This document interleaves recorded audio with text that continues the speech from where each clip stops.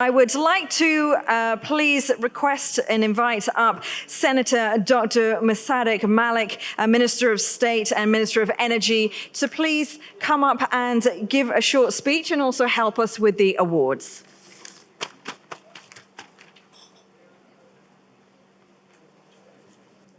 Thank you very much. And I think since most of the people present here are from Pakistan, I take the liberty of speaking in Urdu so that, not only do we talk to each other and it becomes a dialogue, but it also reaches out to far beyond the hall of this hotel. دیکھیں میں بڑی مختصر سی بات آپ سے کرنا چاہتا ہوں اور بنیادی طور پہ اس کے اندر 2 یا 3 بڑے عوامل ہیں. پہلی بات تو یہ ہے کہ یہ جو فارمیسی کی دنیا ہے یہ شروع ہوئی حکیموں سے اور اس طرح کے لوگوں سے, جہاں پہ میڈیسن جو فراہم کی جاتی تھی وہ بڑی پرسنلائزڈ میڈیسن تھی. یعنی ہر شخص کو ٹٹول کے جانچ کے اس کے مطابق کوئی صفوف بنایا جاتا تھا جس سے اس کو اللہ صحت دیتے تھے.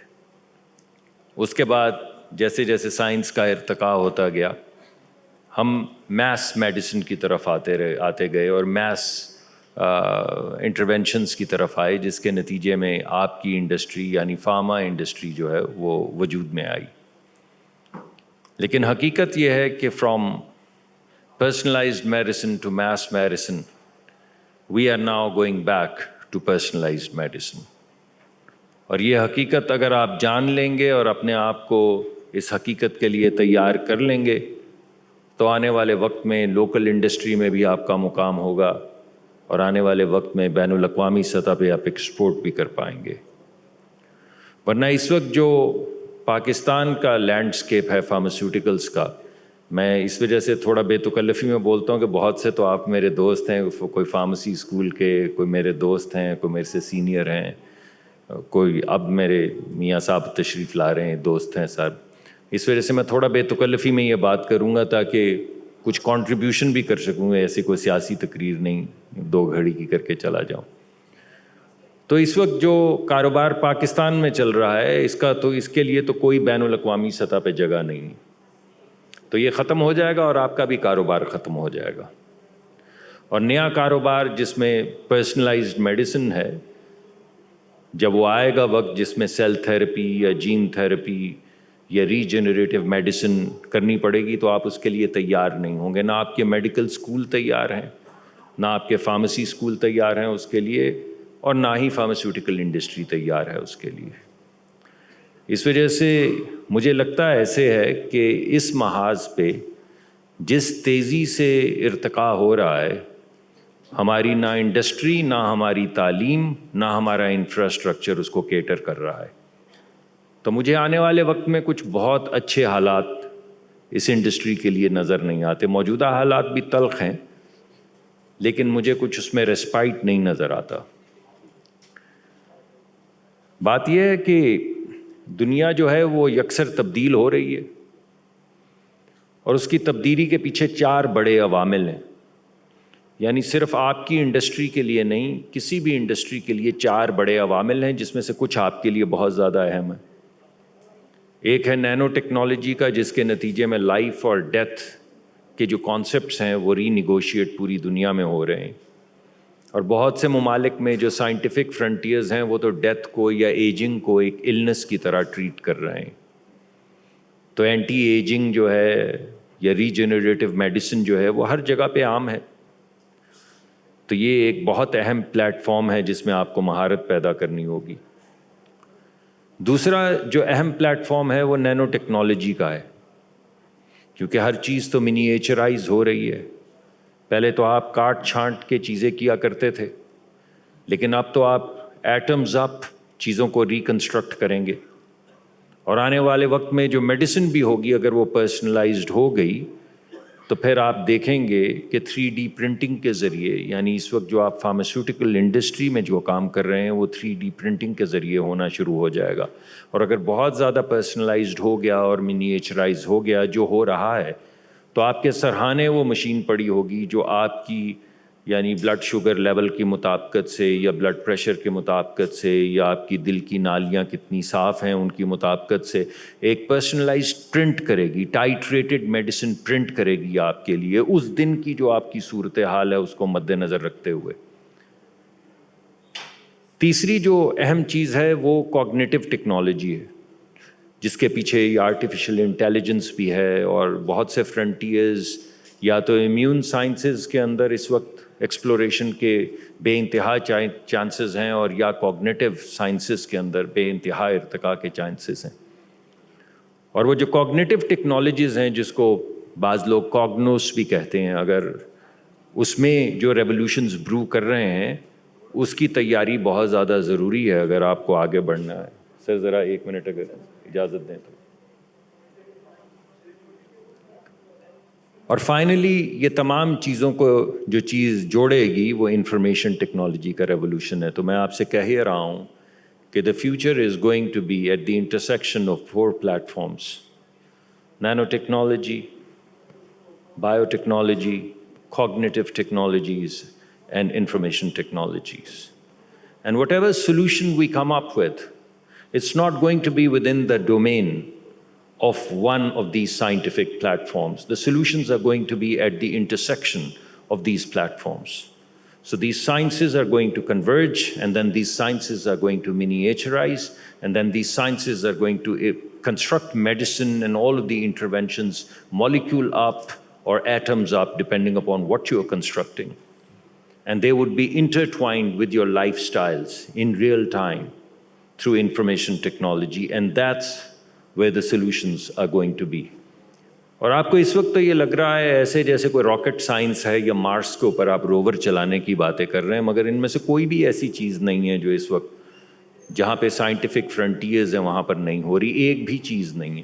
میں جن چیزوں کا آپ سے ذکر کر رہا ہوں، چاہے وہ سیلولر تھیراپی ہو، جین تھیراپی ہو، اینٹی سینس ہو، مونوکلونل اینٹی باڈیز تو خیر اب پرانی ہو گئی ہیں، یا سیل سرفیس ریسیپٹرز، یہ تو پرانی باتیں ہیں جو اب تک یہاں نہیں پہنچ پائیں۔ تو اگر آپ اس کے لیے تیار نہیں ہوں گے تو آپ کو نقصان ہوگا، اس انڈسٹری کو بہت زیادہ نقصان ہوگا، اور مجھے لگتا ہے کہ بہت تھوڑے عرصے میں یہ نقصان بہت ریمارکبل طریقے سے ہونے والا ہے۔ اس بات کو چھوڑ دیتے ہیں، یہ ذرا تھوڑی سی فیوچرسٹک بات ہے۔ تھوڑی سی فیوچرسٹک بات میں کسے کہہ رہا ہوں؟ میں تقریباً 15 سے 20 سال کو کہہ رہا ہوں تھوڑی سی فیوچرسٹک بات۔ اب ذرا میڈیم ٹرم میں آ جاتے ہیں۔ دنیا کے اندر جتنی بھی فارماسیوٹیکل ریولوشن آ رہا ہے وہ سب لارج مالیکیول میں آ رہا ہے، یعنی اب ریولوشن کیمیکل نہیں ہے، اب ریولوشن جو ہے وہ فارماسیوٹیکل سائنسز کا بایولوجیکل ہے، اور ہماری ساری مہارت جو ہے وہ کیمسٹری میں ہے اور کیمیکل ریولوشن میں ہے۔ ہمارے ہاں بیشتر جو میڈیسنز ہیں یہ جتنا بھی کام ہو رہا ہے وہ اسمال مالیکیول میں ہو رہا ہے، and small molecules are dying across the world, both primarily in the R&D pipelines. اگر آپ جا کے پوری دنیا کی بین الاقوامی سطح پہ R&D دیکھیں تو آپ کو نظر آئے گا کہ بیشتر تھیراپیوٹک ایریاز جو ہیں دے ڈومینیٹڈ بائی لارج مالیکیولز۔ جب آپ پاکستان میں پریزنس دیکھیں تو آپ کو وہ جو پوری دنیا میں ہو چکا ہے وہ پاکستان میں اس کی آپ کو مینیفیسٹیشن نظر نہیں آ رہی۔ اس کے 2 نتائج ہوں گے، مثلا جس کو آپ جینیرک کہتے ہیں اس کو ہم بایولوجیکل، اس میں لارج مالیکیولز میں بایو سملرز کہتے ہیں۔ تو مجھے لگتا ہے کہ جو گولی ٹکی ہم پہلے بنا رہے تھے اسی طرح کی بایولوجکس کی ہم گولی ٹکی بنانا شروع کر دیں گے، مگر وہ جو ہمیں فرمنٹیشن چاہیے، جو ہمیں ایکسپریشن سسٹمز چاہیے جس میں مختلف بایولوجکس ایکسپریس ہو سکیں، اگر آپ نے ایکسپورٹ کرنی ہے، اگر آپ نے گلوبلی اپنے آپ کو کمپیٹیٹیو کرنا ہے، تو میں نے تو ایسی کوئی چیز نہیں دیکھی ہے۔ ضرور ہوگی کہیں نہ کہیں، کسی نہ کسی کمپنی میں ہوگی، اور ہمارے یہ بیٹھے ہوئے ہیں لیڈران، ہمارے ریگولیٹر بھی بیٹھے ہوئے ہیں، انہیں معلوم ہوگا۔ میری نظر سے نہیں گزری، اس کا مطلب نہیں کہ نہیں ہے، اس کا مطلب صرف یہ کہ میری نظر سے نہیں گزری، اور اگر یہ ہو کہ وہ نہیں ہے تو پھر آپ کو بہت الارم ہونا چاہیے، کیونکہ جو آپ ایکسپورٹ کی بات کر رہے ہیں وہ ایسے ہی ایک فینٹم سائنس ہے، صرف اس کا پھر حقیقت سے کوئی تعلق نہیں ہے۔ تو میڈیم ٹرم میں آپ کو کہوں گا کہ آپ کو بایولوجکس کی طرف جانا پڑے گا۔ آپ کو وہ چیزیں جو ہو چکی ہیں دنیا میں، چاہے وہ انٹرلیوکنس ہوں، چاہے وہ میبس ہوں، چاہے وہ سیل سرفیس ریسیپٹرز ہوں, بایو سملرز کی ایکسپریشن سسٹمز ہوں. اگر آپ ان سب چیزوں کو نہیں کریں گے تو یہ جو کیمسٹری کے ذریعے آپ مالیکیولز گولی کی شکل میں چھاپ رہے ہیں, آپ ان کی دنیا میں, پاکستان میں بھی مارکیٹ نہیں رہے گی. ہمارے بچے جس طرح پہلے ہوتا تھا کہ پوری دنیا میں ایوریج ایج اگر 60 ہے تو ہمارے ہاں 30-35 تھی, لوگ مر جاتے ہیں. تو اب ہمارے ہاں 50-60 ہے, تو دنیا جب 120 پہ پہنچے گی تو ہم 50-60 پہ گھوم رہے ہوں گے, کیونکہ ہمارے پاس تو ایکسیس ہی نہیں ہوگا نہ ان مالیکیولز کا, نہ ان ٹیکنالوجیز کا, نہ ان انٹرونشنز کا, نہ اس طرح کا ہیلتھ کیئر سسٹم ہوگا. تو آپ لوگوں کو حکومت کے ساتھ مل کے, میرا یہ محکمہ نہیں ہے لیکن میرے خیال میں آپ کو حکومت کے ساتھ بیٹھ کے ان باتوں پہ غور کرنا چاہیے. یہ جو شارٹ ٹرم بریدنگ سپیس آپ کو چاہیے پرائسنگ کے ذریعے اور ان چیزوں کے ذریعے, وہ تو ہے, اس کا تو آپ کو حق ہے, وہ آپ کو ہونی چاہیے. مگر جو اصل مسائل ہیں, میرا خیال تھا کہ آپ اتنی بڑی گیدرنگ میں مجھے شاید وہ ٹریڈیشنل بات نہیں کرنی چاہیے, کلیشیڈ کہ تھوڑی سی ٹیکس گھٹا دیں, تھوڑی سی یہ کر دیں, تھوڑی سی پرائس بڑھا دیں. آپ بڑھا بھی لیں گے تو کچھ نہیں کر پائیں گے. میں ابھی آپ کے سامنے مقدمہ پیش کروں گا کہ وہ کیوں ضروری ہے اور اس کے ذریعے آپ کیوں یہ کر پائیں گے, لیکن مجھے تھوڑی سی سیلف کانٹرڈکٹری بات, just humour me with this self contradictory conversation. تو میں تھوڑی سی, کیونکہ آپ نے ٹاپک رکھا ہے ایکسپورٹس کا, تو ایکسپورٹس کے حوالے سے بات کر لیتا ہوں. لیکن جو ایکسپورٹس کے حوالے سے میں بات کرنے لگا ہوں وہ بہت شارٹ ٹو میڈیم ٹرم ہے, کیونکہ وہ ٹیکٹیکل ہے. وہ جو میں نے پہلے آپ سے باتیں کر دی ہیں, وہ اگر آپ اس انڈسٹری میں دیکھتے ہیں کہ آپ کی اگلی 2 نسلیں اس انڈسٹری میں رہیں گی, تو آپ کو ان باتوں کے متعلق سوچنا چاہیے. لیکن اگر آپ 10-50 سال 20 سال کام کرنا چاہتے ہیں تو جو میری سمجھ میں ہے وہ مقدمہ میں آپ کے سامنے رکھ دیتا ہوں. دیکھیے, بات یہ ہے کہ جو آپ کر رہے ہیں اس کے ذریعے آپ بہت زیادہ ایکسپورٹ نہیں بڑھا پائیں گے, کیونکہ یہ بات ٹھیک ہے کہ آپ کی مینوفیکچرنگ بہت زیادہ سوفسٹیکیٹڈ ہے اور اس کا کوئی مقابلہ نہیں ہے بسکٹ کی فیکٹری سے یا ٹافی بنانے کی فیکٹری سے. مگر کام اگر آپ ایمانداری سے سوچے تو تقریباً وہی کر رہے ہیں ہم. باہر سے انگریڈینٹس منگواتے ہیں, یہاں پہ گولی ٹکی بناتے ہیں اور اس کے بعد اس کو بیچ دیتے ہیں. دنیا کچھ آپ کے اس کام میں بہت زیادہ انٹرسٹڈ نہیں ہے, اور بڑا مشکل ہے کہ آپ بین الاقوامی سطح پہ کوئی بڑا مقام پیدا کر سکیں گے تھوڑی سی زیادہ سستی گولی ٹکی بنانے سے. اس سے کوئی آپ کا کام میرے خیال میں چلے گا نہیں. تو جس انوویشن کی آپ کو ضرورت ہے وہ انوویشن تو یہاں سے ناپید ہو چکی ہے. اس وقت جو بہت سے لوگ پاکستان میں کامیاب ہیں, بہت سی کمپنیاں کامیاب ہیں, اس کی وجہ یہ ہے کہ پاکستان میں 1960 کی دہائی میں تقریباً تمام ملٹی نیشنلز پاکستان میں موجود تھیں. اسمتھ کلائن بیچم ہوا کرتی تھی, فائزر ہوتی تھی, اب تو بے شمار کمپنیاں, سینڈوز تھی, سب ختم ہو گئیں, نوارٹس بن گئی اور وغیرہ وغیرہ. یہ نئی کمپنیاں آ گئیں. اس زمانے میں ہر تقریباً کمپنی ابھی بھی آپ کو لائسنسز کی شکل میں وہ پرانے نام, سرل تھی, وہ آپ کو نظر آتی ہیں کیونکہ آپ کے پاس پرانے لائسنسز ہیں ان لیگوں چیزوں کے. مگر آپ کو یہ معلوم ہے کہ وہ تمام کمپنیاں یہاں سے جا چکی ہیں اور جو نہیں گئیں وہ جانے کا تقریباً پروگرام بنائے بیٹھی. تو سوال یہ پیدا ہوتا ہے کہ 1960 سے لے کے 1970-80 تک تو جو آپ نے جو مہارت پیدا کی, آپ کے لوگوں نے مہارت پیدا کی, آپ نے ٹیکنالوجیز پیدا کی, آپ نے سیکھا کہ کیسے بائیو ایکویولنس کرتے ہیں, کیسے اسٹیبلٹی ٹیسٹ کرتے ہیں وغیرہ وغیرہ, وہ تو آپ نے سب سیکھ لیا, جس کے نتیجے میں آج تک ہماری لوکل انڈسٹری چل رہی ہے. مگر جو اب وہاں پر ہو رہا ہے اس کی تو یہاں پہ ڈیفیوژن آف ٹیکنالوجی نہیں ہو رہی, نہ ڈیفیوژن آف ٹیکنالوجی ہو رہی ہے, نہ ڈیفیوژن آف انوویشن ہو رہی ہے. تو اگر آپ آج سے 10-15 سال آگے چلے جائیں تو میں سوال آپ کے پاس سامنے رکھوں گا. ایک تو وہ لوگ جو اس وقت کے ٹرینڈ ہیں وہ ہماری عمر کو پہنچ چکے ہیں, بے شمار تو ہوں گے ہی نہیں آنے والے وقت میں, اور جو ہوں گے بھی انہیں وہی پتہ ہوگا جو ہماری طرح کے آپ کی طرح کے لوگوں نے ان کو سکھایا ہوا ہے, مگر جو ہم نے بھی نہیں سیکھا, کیونکہ وہ سب آیا 2000 کے بعد, 2010 کے بعد. وہ ڈیفیوژن اس معاشرے میں آپ کے بچوں میں آنے والے وقت میں آپ کی ٹیکنالوجی آپ کے اداروں میں کیسے ہوگی, میں یہ بات سمجھنے سے قاصر ہوں. اس کا مطلب ہے سب سے زیادہ امپورٹنٹ چیز جو ہے وہ پاکستان میں انویسٹمنٹ ہے, کیونکہ انویسٹمنٹ صرف ڈالر نہیں ہوتے. مجھے تو انویسٹمنٹ میں سب سے غیر اہم چیز جو ہے وہ ڈالر دکھتی ہے.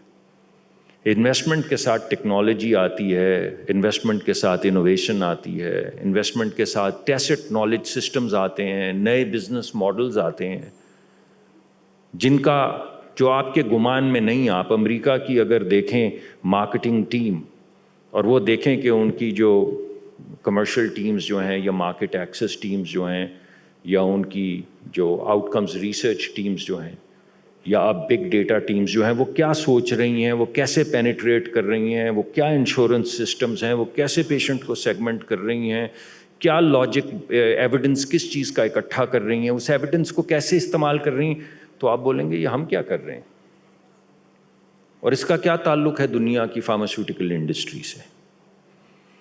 یعنی مہارت صرف ٹیکنالوجی کی نہیں ہے، مہارت ٹیسٹ نالج سسٹمز کی ہے، بزنس ماڈل کی ہے، پروڈکٹ لانچ کے طریقہ کار کی ہے، مختلف سیگمنٹس میں پینیٹریشن کرنے کی ہے، صرف ڈسکاؤنٹس کی اور پرائسنگ کی نہیں ہے. تو وہ انگریزی میں کہتے ہیں کہ you ask a wrong question odds are very high that you're going to get a wrong answer. And I'm afraid I feel that we are all asking the wrong question. And the likelihood of getting an extremely wrong answer is very high. And if we ever get the right answer, it would just be an accident. Because the structure of our logic is not right. تو یہ میں نے کہا کہ investment. اب میں ذرا وہ کانٹراڈکٹری بات کیے دیتا ہوں. کانٹراڈکٹری بات یہ ہے صاحب کہ اگر آپ کی سوفسٹیکیشن آف ڈیمانڈ فنکشن نہیں ہوگی تو آپ کے ساتھ کوئی انویسٹ نہیں کرے گا. اگر ہم یہ نہیں سوچ پائیں گے کہ انوویشن پہ ہم نے کیا پریمیم دینا ہے اور سائملٹینیسلی لائف سیونگ ڈرگس کے ذریعے غریبوں کو کیسے بچانا ہے، اگر یہ ڈیمارکیشن ہم نہیں کر پائیں گے تو پھر کوئی اس ڈیمانڈ فنکشن میں سوفسٹیکیشن نہیں ہے کہ جس کو مد نظر رکھ کے کوئی بھی شخص یہ فیصلہ کرے کہ میں پاکستان میں آ کے انویسٹ کروں گا. تو آپ اور ہم ہی رہ جائیں گے اور آپس میں مارکیٹ شیئر کے لیے تھوڑی بڑی لڑائی وڑائی کرتے رہیں گے جب تک ہمارا کمپلیٹ ڈیمائز نہیں ہو جائے گا یا ہم irrelevant نہیں ہو جائیں گے. یا کیونکہ جتنے آپ سوفسٹیکیٹڈ ہوں گے اتنے ہی ہمارے علاج سوفسٹیکیٹڈ ہوں گے تو دنیا کے لیے ہم irrelevant ہو جائیں گے. تو کنویں کے اندر تو جو مینڈک ہوں گے وہی انہی کی آواز سنائی دے گی.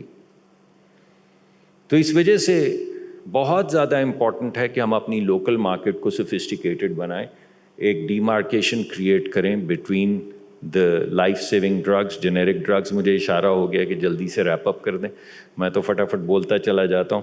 تو میں آپ کو بس ہیڈرز جو میرے ذہن میں وہ بتا دیتا ہوں تاکہ ہم ریپ اپ کر سکیں. So unless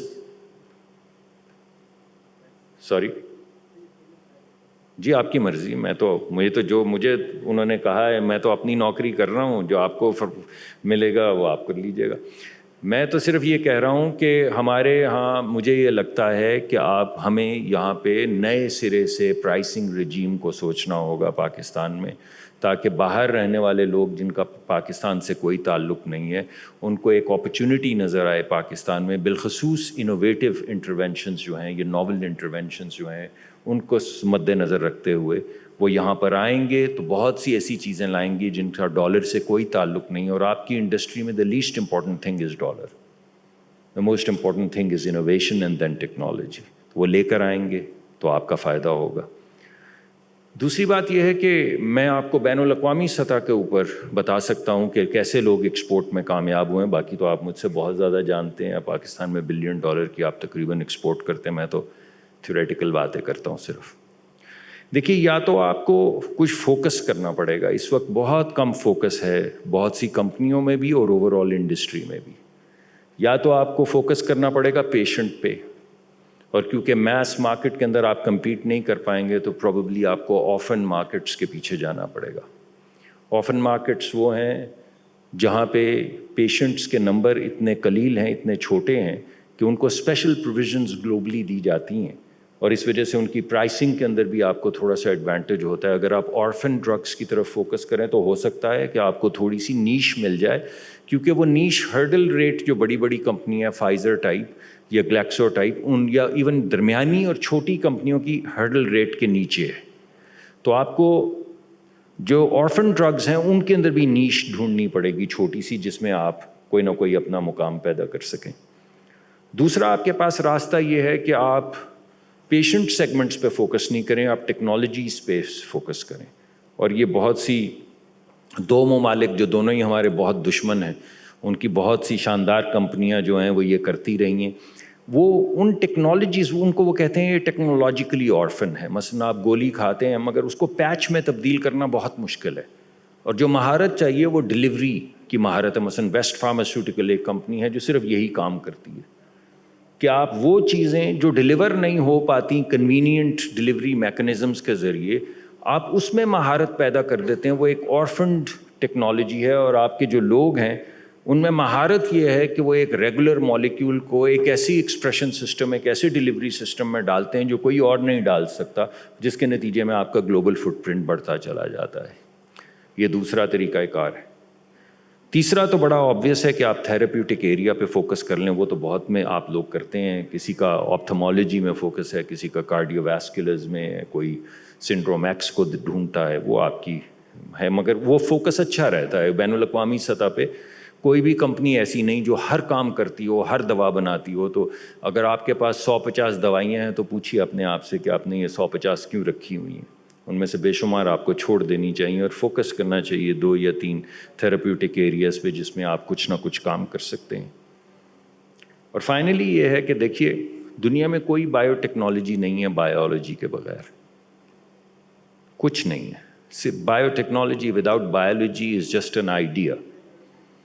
Biology is biotechnology, just in the way physics is nanotechnology. تو جب تک آپ کے تعلیمی معیار جو ہیں ان میں کچھ اضافہ نہیں ہوگا, جب تک آپ کے جو فرسودہ ہماری میڈیکل سکولز کی ریکگنیشن بھی ایک مسئلے میں آئی کھڑی ہے امریکہ میں. فارمیسی سکولز میں یہاں پہ ہمارے وہ ہینری منیسی جونیئر آئے تھے, پریزیڈنٹ بھی ہوتے تھے آئیوا اسٹیٹ یونیورسٹی کے. میری یونیورسٹی میں وہ ڈین ہوا کرتے تھے کالج آف فارمیسی کے. تو انہوں نے کہا بھائی ٹاپک تو تم لوگوں نے سب لکھ رکھے ہیں مگر آؤٹ کمز جو ہیں بڑی پور ہے. یعنی ویسے تو کھانا سارے پور کر دیے ہیں آپ لوگوں نے, لیکن اگر آپ دیکھیں کہ لرننگ آؤٹ کمز کیا ہیں تو آپ کے لوگ تو ہمارے یہاں اب نہیں آ سکتے. یہ تو بات نہیں بنے گی. تو ہم نے دھڑا دھڑ اسکول کھولیں, گلی محلے میں اسکول کھلے ہوئے ہیں, ٹاپیکل ایریا سارے لکھے ہوئے ہیں, لوگوں کے نام بھی لکھے پڑے ہیں.